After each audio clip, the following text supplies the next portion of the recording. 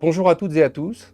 Merci pour votre présence ce matin. Nous sommes ravis de vous accueillir pour ce webinaire autour de la thématique de l'immobilier. Alors en 2025, dans un contexte de variation de taux et de nouvelles règles énergétiques et fiscales, l'immobilier reste-t-il une valeur refuge pour les Français? C'est autour de cette question et de cette thématique que nous allons organiser notre webinaire de ce matin. J'aurai le plaisir d'accueillir 4 experts métiers et banquiers privés de la Banque Transatlantique pour aborder toutes ces questions. Nous explorerons dans un premier temps ensemble le marché, les grandes tendances de 2025 et les perspectives de 2026 avec Julien Ledoux, responsable de l'offre immobilière à la Banque Transatlantique. Nous nous interrogerons également avec lui sur la place de l'immobilier dans le patrimoine des Français et sur la stratégie d'allocation de nos clients en matière d'immobilier. Puis nous développerons avec Axel Induny, ingénieur patrimonial à la Banque Transatlantique, le cas particulier de la donation intergénérationnelle de sommes d'argent affectées à de l'investissement immobilier neuf ou à des travaux de rénovation énergétique. Enfin, nous aurons l'occasion de nous entretenir avec deux banquiers privés à la Banque Transatlantique. Tout d'abord avec Colette Viala, qui est banquière privée à la direction du Wealth Management France, et avec qui nous nous pencherons sur le crédit, le financement de l'immobilier et le recours à l'effet de levier. Puis avec Lorenza Ciapparini, qui est directrice de la Banque privée internationale à la Banque Transatlantique, et qui nous permettra d'avoir un focus international avec une approche autour des non-résidents et centrée sur l'attractivité française en matière d'immobilier. Julien Ledoux, vous êtes responsable de l'offre immobilière à la Banque Transatlantique. Bonjour et merci pour votre présence ici. Bonjour Vincent. Donc pour commencer, voyons comment se porte le marché immobilier en 2025 sur le marché tertiaire et résidentiel. On évoque les perspectives de reprise du marché immobilier et une amélioration des investissements en 2025. Est-ce le cas ? Grande question. D'abord, bonjour à toutes, bonjour à tous. Le marché immobilier tertiaire en France a connu de grandes évolutions.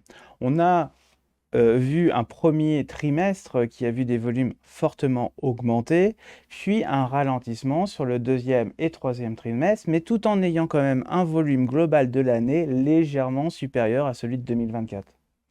Alors, nous n'allons pas aujourd'hui refaire les développements qui ont pu avoir lieu lors du webinaire que nous avons organisé avec la Française le 8 octobre dernier.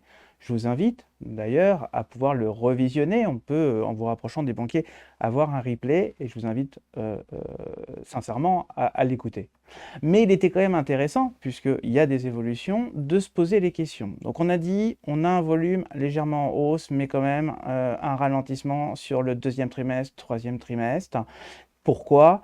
C'est quand même une instabilité aujourd'hui politique qui ne rassure pas les investisseurs.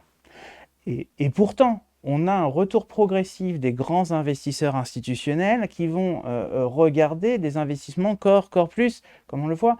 Et ça montre bien la confiance de ces investisseurs dans un marché aujourd'hui français, et donc une véritable confiance sur notre hexagone. C'est des assureurs institutionnels, pour préciser, on va parler des assureurs institutionnels, mutualistes, donc des gens qui ont une capacité et qui regardent aussi sur du très long terme, et c'est ça qui est très important. Mais on va noter, alors mais peut-être pas, mais que les engagements, c'est-à-dire les promesses, les signatures en cours, c'est 8 milliards qui sont sous exclusivité en cette fin d'année, contre 4,4 milliards fin 2024. Et ça, c'est un très bon indicateur qui montre bien l'attractivité du marché et le retour des investisseurs. Les bureaux restent bien sûr le secteur où les investissements sont le plus importants, encore en 2025, mais ça reste le marché qui a le plus de profondeur.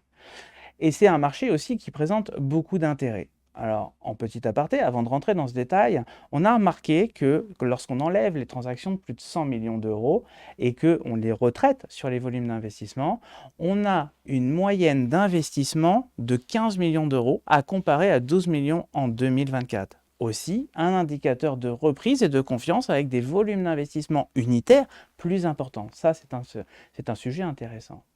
Ensuite, on voit aussi, et vous le comparez sur les différents trimestres, que le commerce trouve toujours sa place. C'est un marché qui présente de bons rapports, mais qui demande une forte sélectivité. Donc le commerce, on a vu des grosses transactions qui sont réalisées au cours de ce début 2025, donc encore un sujet à regarder de près.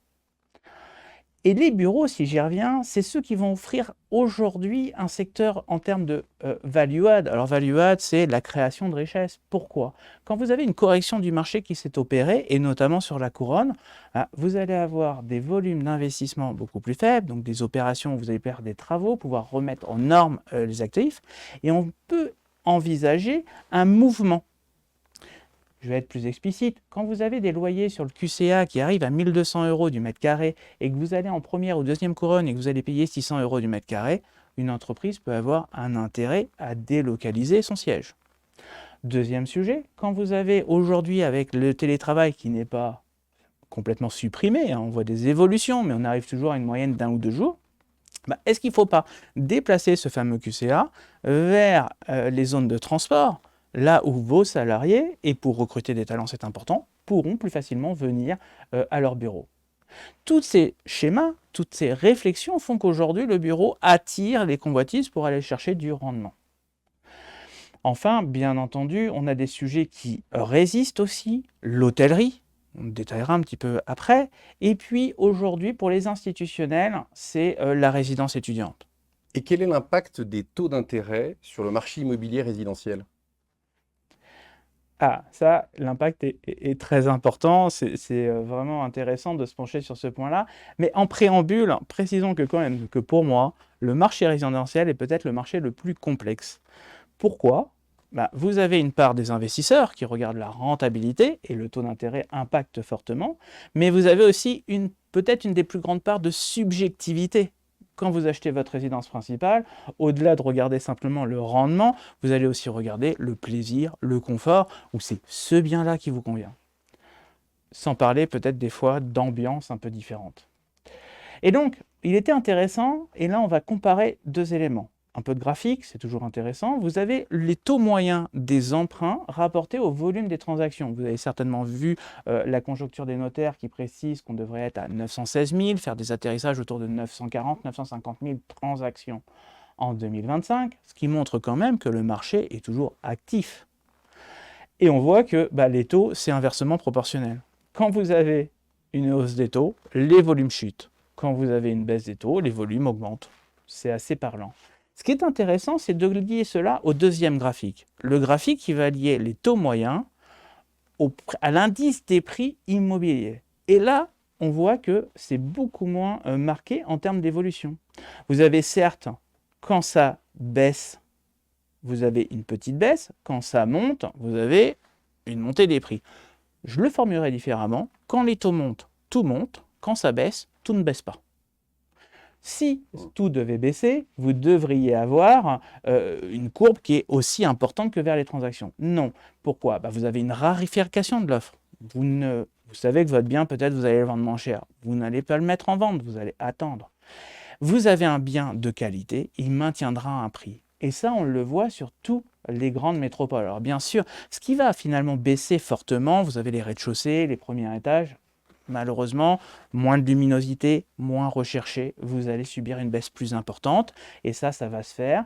Vous êtes contraint par la vente et rapidité, vous avez moins d'acheteurs aussi, mais il faut garder à l'esprit, et on le voit encore dans notre clientèle qui font des recherches, qui font des transactions.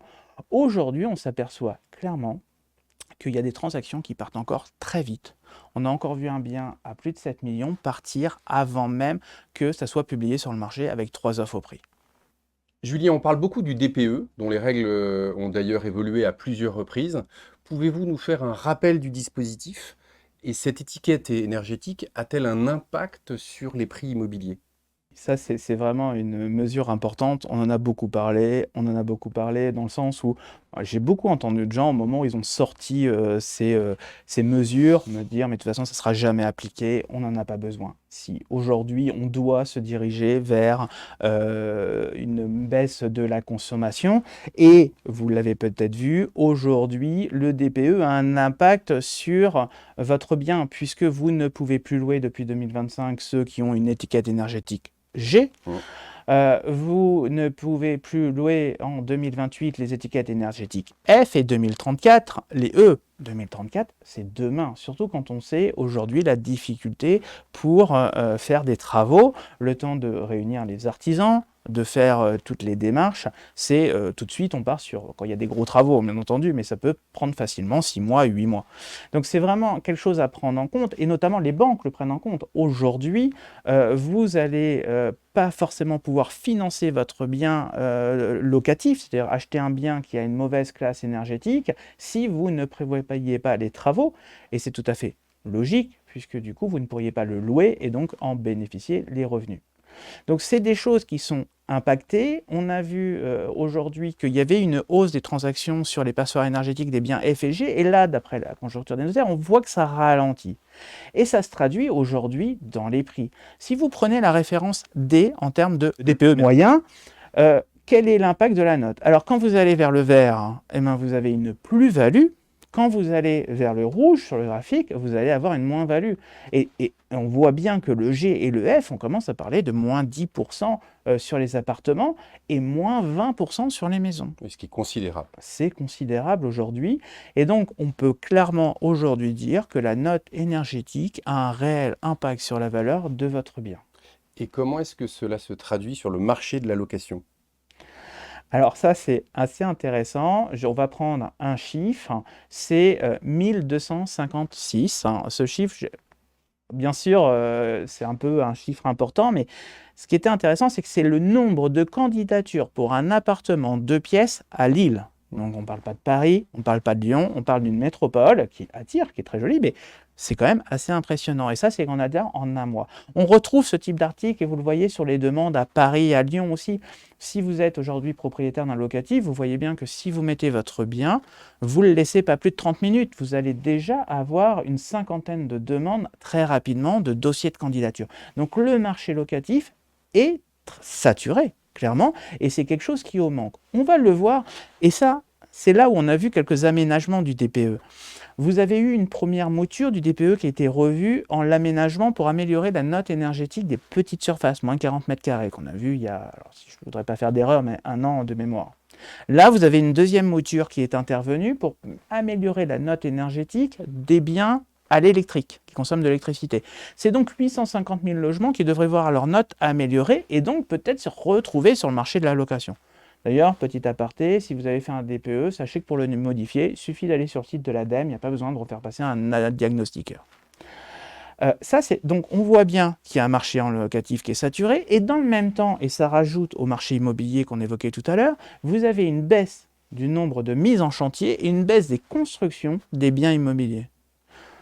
On va se retrouver dans un marché peut-être en étau. Alors c'est vrai qu'on nous dit aujourd'hui que la baisse de la démographie pourrait amener demain à ce que l'immobilier résidentiel se maintienne en valeur par rapport à des chiffres futurs. En attendant, quand aujourd'hui on a des demandes aussi importantes pour des logements, qu'aujourd'hui vous avez une baisse des constructions, que vous avez l'impact de la classe énergétique, on voit bien qu'il y a un réel problème sur le marché. Enfin, et ça on en parle, mais c'est vrai que les investisseurs ne sont pas enclins ou poussés à investir sur ce marché. Aujourd'hui, la rentabilité peut se poser. Donc, on voit toutes les mesures, on ne débattra pas des mesures tant qu'elles ne sont pas votées et définitives. On voit qu'il y a des recherches pour essayer de redonner de l'intérêt à l'investissement, mais l'immobilier reste un secteur où il va falloir aménager la fiscalité. Et là, vraiment, pour compléter, il y a tellement de choses à dire, je m'excuse, je parle peut-être un peu beaucoup, mais il faut savoir que le résidentiel n'est pas le seul touché par ce critère-là. Vous avez aussi les locaux d'activité et de bureaux avec le décret tertiaire, et ça, on en parle moins parce que forcément, c'est plus un marché d'investisseurs, mais le décret tertiaire va concerner les surfaces de plus de 1000 m² à destination tertiaire, et qu'est-ce que ça impacte? C'est moins 30 en 2030, moins 40% en 2040 et moins 50% de consommation énergétique par rapport à une année de référence. Ça veut donc dire que pour arriver à ces éléments, il y a 2 facteurs, soit c'est consommation énergétique du bâtiment qui baisse, soit c'est les locataires ou les occupants qui doivent changer leur méthode. Donc aujourd'hui, dans la valorisation des actifs, c'est aussi un élément qui est pris en compte dans le marché de l'investissement.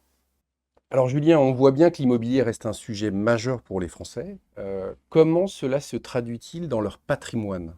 Alors, et c'était intéressant parce que ça tombait aussi avec la sortie d'une étude de l'INSEE très récente qui montre la composition finalement du patrimoine des Français et la part de l'immobilier physique et notamment la résidence principale dans leur patrimoine en pourcentage. Et on voit quand même que cette composante est très importante quand on voit que pour les 70 ans ou plus, c'est plus de 74% de leur Mmh. patrimoine qui est constitué par cet immobilier. On comprend bien pourquoi la question de la transmission est un sujet majeur et que l'impact de la fiscalité qui se joue aujourd'hui était vraiment un sujet pour les Français. Moi, je trouvais aussi intéressant de voir que c'est seuls 61% des ménages qui possèdent au moins un bien immobilier en 2024. C'est quand même très important hein, par rapport à d'autres pays. Mais seulement 20,5, alors seulement ou quand même 20,5% des ménages qui possèdent un autre logement que leur résidence principale, comme résidence secondaire, par exemple, ou logement vacant ou loué, bien entendu. Et ça, c'est un pourcentage qui est voué aussi à évoluer selon, bien sûr, les lieux de résidence. Vous avez une étude très intéressante qui est sortie dans le Figaro Immobilier que j'ai vue, où il comparait finalement l'intérêt d'acheter par rapport loué. Et vous avez des c'est loué forcément au rapport locatif. Rapport locatif, c'est-à-dire ce que vous pouvez espérer avoir vis-à-vis du prix d'achat. Et on s'aperçoit qu'effectivement, dans des villes comme Saint-Étienne, Mulhouse, bah, c'est rentable en, je ne vais pas encore dire d'erreur, mais 3-4 ans. Quand à Paris, vous êtes plutôt autour de 20 Mmh. ans, et Lyon, c'est pareil. Forcément, c'est là où vous avez des rapports locatifs beaucoup plus faibles.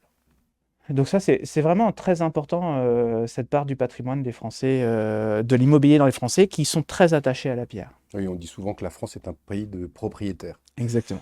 Alors, vous nous parlez beaucoup d'immobilier physique, d'immobilier résidentiel. Est-ce la seule façon d'investir en immobilier?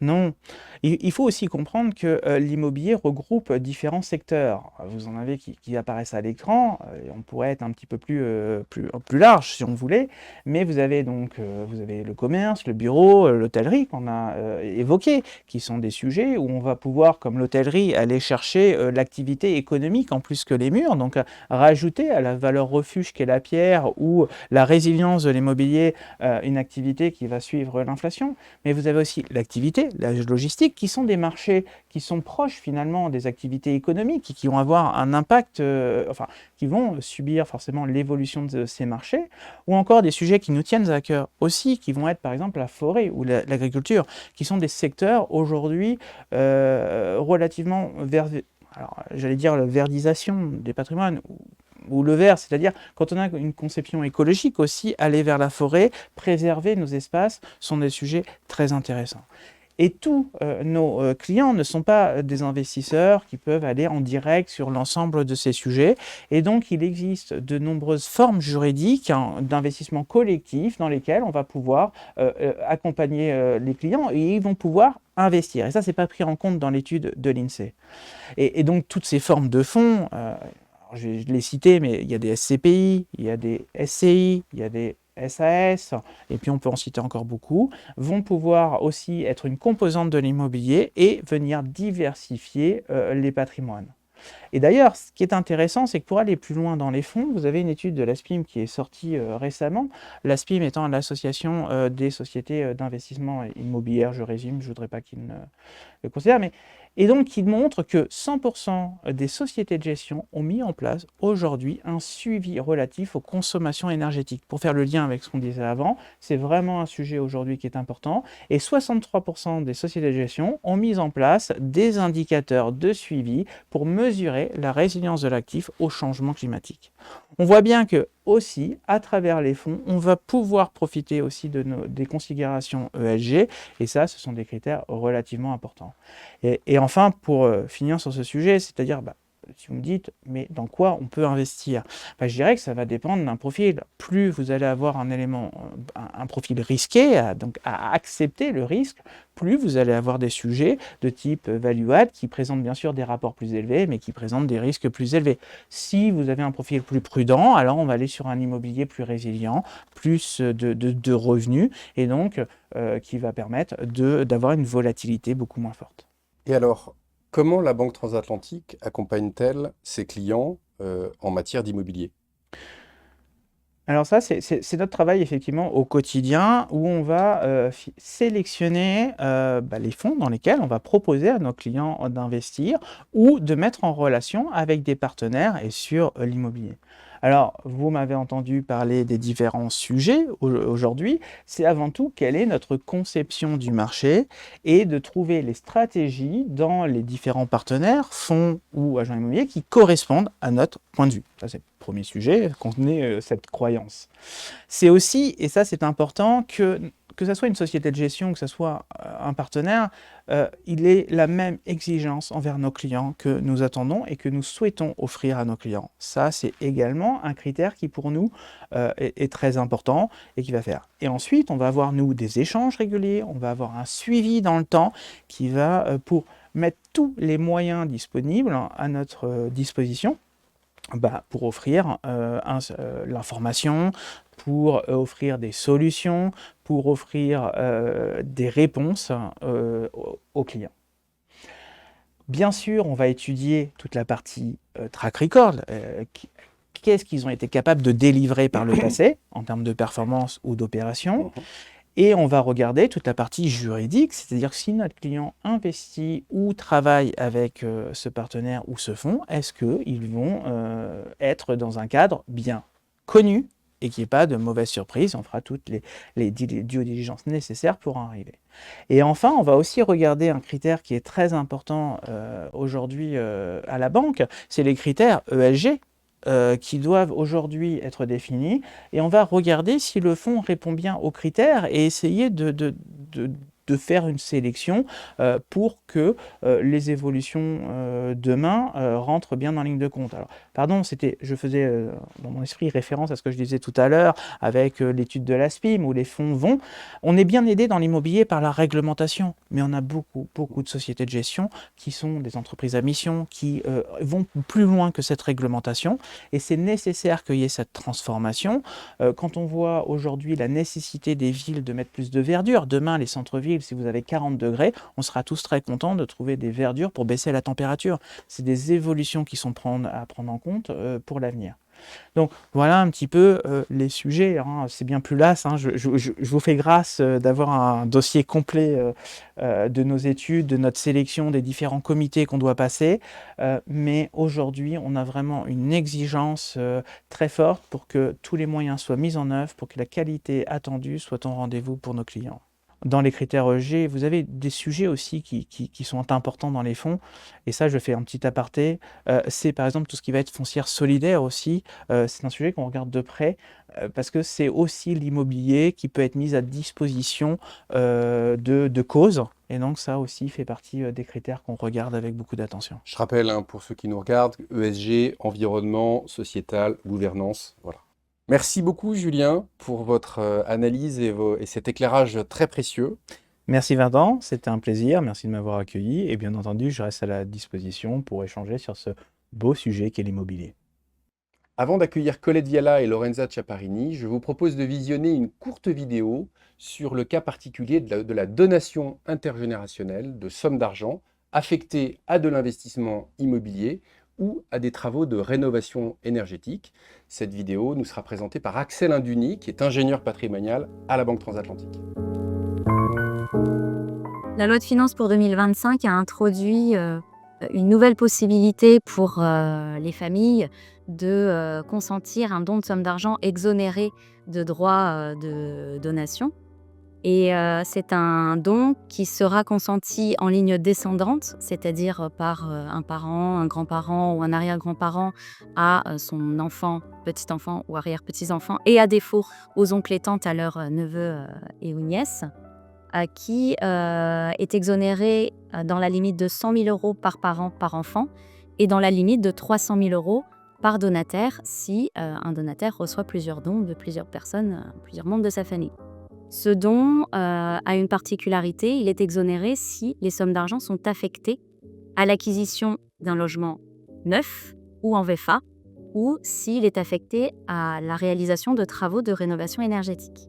Également, le logement acquis devra rester la résidence principale du donataire pendant une durée de 5 ans. Et il peut également, s'il le souhaite, louer le bien qu'il aura acquis à l'aide de ces fonds donnés, mais le bien devra être la résidence principale du locataire qui devra lui aussi la conserver pendant 5 ans. Le dispositif a été donc adopté en 2025. Il est entré en vigueur pour les dons à compter du 15 février 2025 et à ce stade, il est prévu jusqu'au 31 décembre 2026. Donc pour pouvoir en bénéficier, le donataire doit recevoir les fonds avant cette date. Pour nos clients, ce dispositif peut être intéressant si leur enfant a un projet immobilier d'acquisition ou de réalisation de travaux immobiliers, puisque ça permet de leur transmettre, donc par parent, par enfant, une somme de 100 000 € en toute franchise d'impôt sur les donations. Et c'est vrai que cet abattement qui est prévu par la loi de finances pour 2025 s'ajoute aux abattements qu'on connaît déjà, à savoir l'abattement qui existe entre parents et enfants de 100 000 € et également les dons de somme d'argent qu'on appelle les dons Sarkozy de 31 865 € qui ne se renouvellent que tous les 15 ans. La semaine dernière a été adopté un amendement qui visait à recentrer le dispositif sur les primo-accédants. Donc ne pourraient bénéficier de ces dons exonérés que les primo-accédants, dans la limite de 100 000 € et non plus de 300 000 € par donataire, mais vraiment 100 000 € appréciés globalement. Et l'affectation des sommes pourrait concerner l'acquisition d'un immeuble neuf, mais également sa construction. Cette donation intergénérationnelle peut d'ailleurs servir d'apport à un crédit immobilier. Alors Colette, merci beaucoup pour votre présence. Ce qui m'intéresse ce matin, c'est d'avoir votre regard de banquière privée, et notamment autour de la thématique du crédit. Donc, le crédit n'est-il pas aujourd'hui un outil de stratégie patrimoniale à part entière ? Merci Vincent, bonjour, bonjour à toutes et à tous.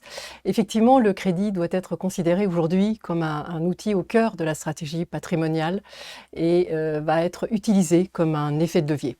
Il est ainsi possible en fait d'utiliser le crédit pour acquérir un bien sans se départir de sa trésorerie et de son épargne notamment, qui permettra effectivement de se valoriser dans le temps à un taux de rendement qui sera inférieur au taux de crédit en tout cas aujourd'hui. Il est également grâce au crédit possible de se constituer un patrimoine dans le temps en utilisant pour une certaine catégorie d'immobilier les loyers pour rembourser le crédit, donc ce qui permet effectivement de conserver sa trésorerie, voire de l'utiliser à d'autres fins. Au niveau fiscalité, ça peut être également un intérêt pertinent dans le cadre effectivement de loyers, puisque les intérêts vont être déductibles des loyers perçus, donc minorer l'impôt sur le revenu.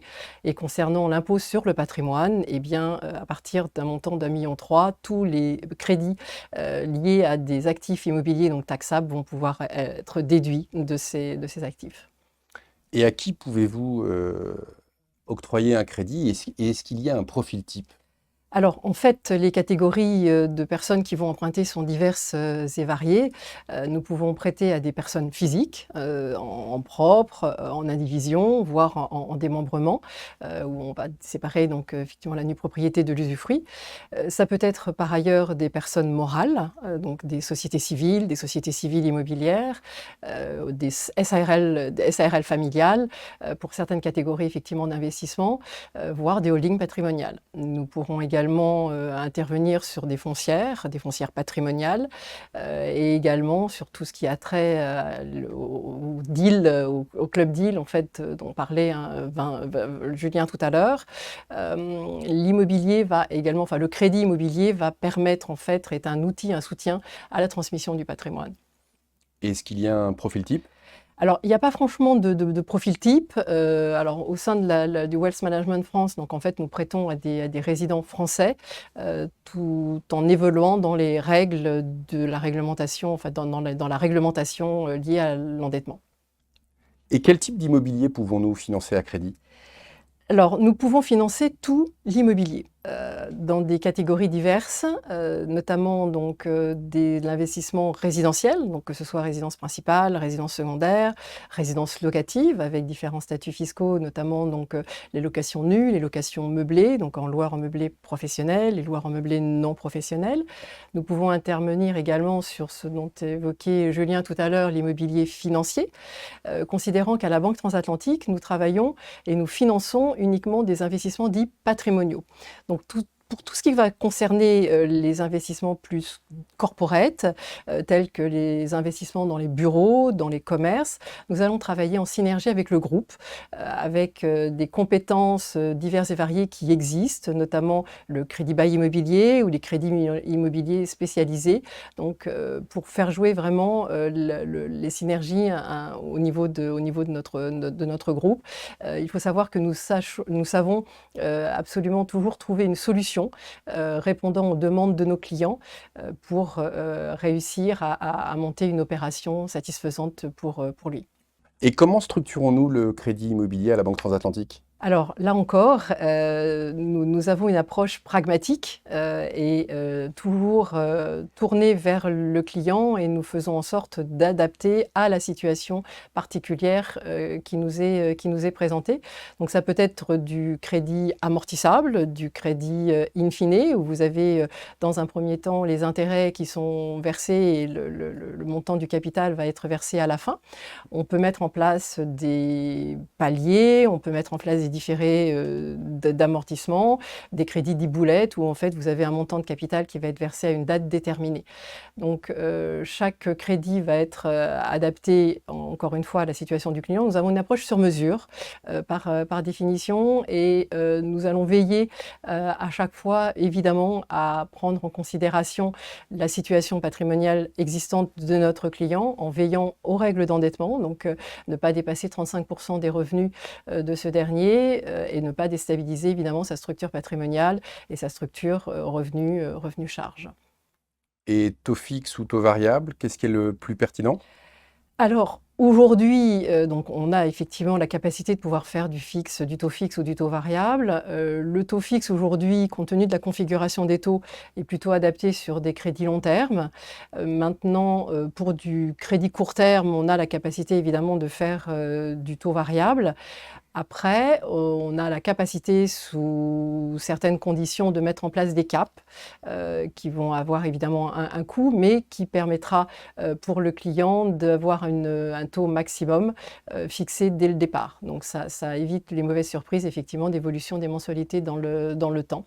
Encore une fois, chaque cas va être adapté sur mesure pour trouver le meilleur schéma possible. Et nous n'avons pas évoqué le sujet des garanties. Est-ce un sujet ? Quelles sont les bonnes pratiques ? Alors, le sujet évidemment des garanties est considéré dans la mise en place d'un crédit immobilier. Là encore, chaque cas va être particulier et nous allons nous adapter à la situation de notre client. Donc, nous allons pouvoir prendre des garanties réelles. Donc, ça sera une hypothèque spéciale de privilège de prêteur de deniers quand il s'agit d'une acquisition. Ça pourra être une hypothèque conventionnelle quand il s'agira de faire des travaux, de financer des travaux, voire une garantie financière. Donc là, on va prendre un nantissement de portefeuille titre, voire des délégations de contrats d'assurance vie, voire les deux en fonction de l'apport, du montage proprement dit de l'opération. Si nous avons un apport dans l'acquisition proprement dite, on pourra prendre une garantie réelle et une garantie financière. Ce qu'il faut savoir, c'est qu'au niveau, en matière de financement à la Banque Transatlantique, nous savons être inventifs, l'objectif étant de pouvoir permettre à nos clients de réaliser leurs objectifs et d'avancer le mieux possible à leur côté, à un instant précis et dans le temps, de façon à pouvoir les suivre et d'être le plus pertinent possible dans nos conseils. Merci beaucoup Colette. Moi, je retiens que la palette de financement offert à la Banque Transatlantique est très large et qu'on est vraiment sur des opérations sur mesure qui sont adaptées aux spécificités de nos clients. Exactement. Merci infiniment. Merci Vincent. Merci à vous. Bonjour Lorenza. Bonjour Vincent, bonjour à toutes et à tous. Lorenza, vous êtes directrice de la Banque privée internationale à la Banque Transatlantique. Je voudrais qu'avec vous, on s'attache à avoir un regard particulier sur la clientèle des non-résidents. Donc, pourquoi est-ce que la France reste un marché attractif pour les investisseurs vivant à l'étranger? Eh bien, pour plusieurs facteurs. La première, je dirais, la stabilité économique et du marché immobilier en France.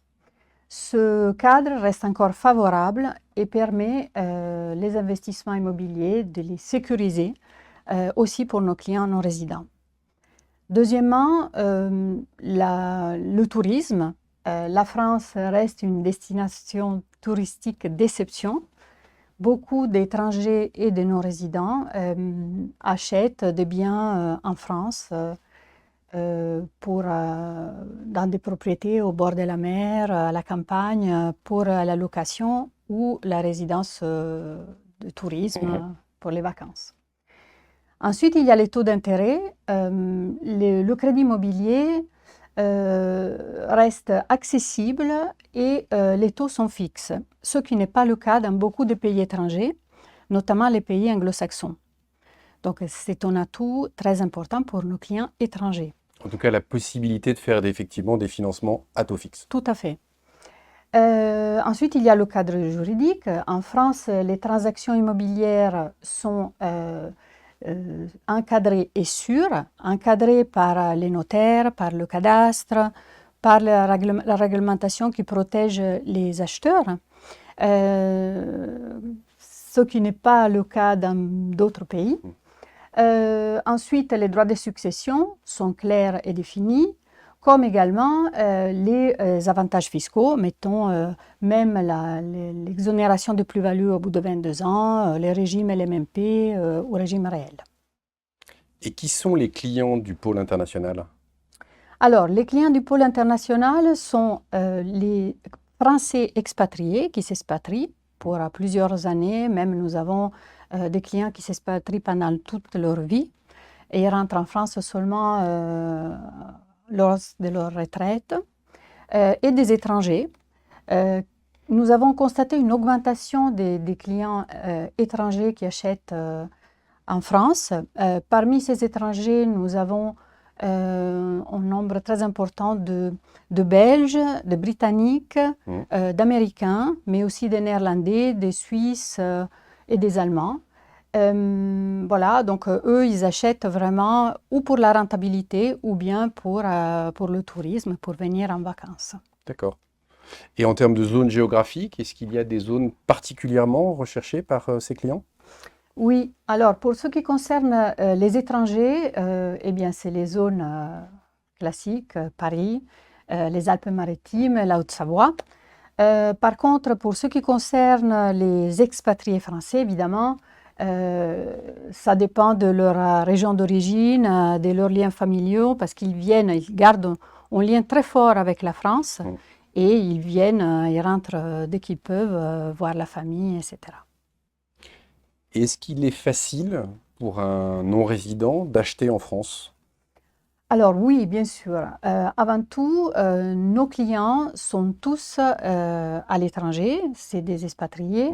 Et nous avons des clients dans tous les continents. Donc évidemment, nous avons l'habitude de travailler avec des clients qui sont loin et qui ont besoin d'une proximité avec la France. Donc nous les suivons dans toutes les étapes de leur projet d'acquisition immobilière. Et nous avons évidemment la même approche de la structuration des crédits que pour les résidents français dont a parlé Colette précédemment. Donc il y a la recherche du bien avec notre réseau de partenaires, parce que souvent nos clients sont lointains, donc ils ont besoin d'une proximité pour la recherche du bien. Ensuite, l'identification du projet, l'achat résidence principale, secondaire, locative, le montage du prêt, donc en nom propre via une SCI, une SARL ou bien une holding patrimoniale. Et puis la mise à place du financement, évidemment. La banque peut proposer des crédits immobiliers amortissables, in fine, aussi des crédits lombards. Et la durée et le taux seront également adaptés au profil du client, comme aussi les garanties qui peuvent être des garanties réelles ou des garanties financières. Crédit Lombard, peut-être pouvez-vous expliciter ce terme? Bien sûr. En crédit lombard, c'est un crédit que la banque propose à des clients qui ne veulent pas se dessaisir de leur placement financier. Et donc, la garantie est le compte titre ou d'autres placements financiers auprès de la banque. Et effectivement, c'est les banques privées en général qui proposent ce genre de prêt.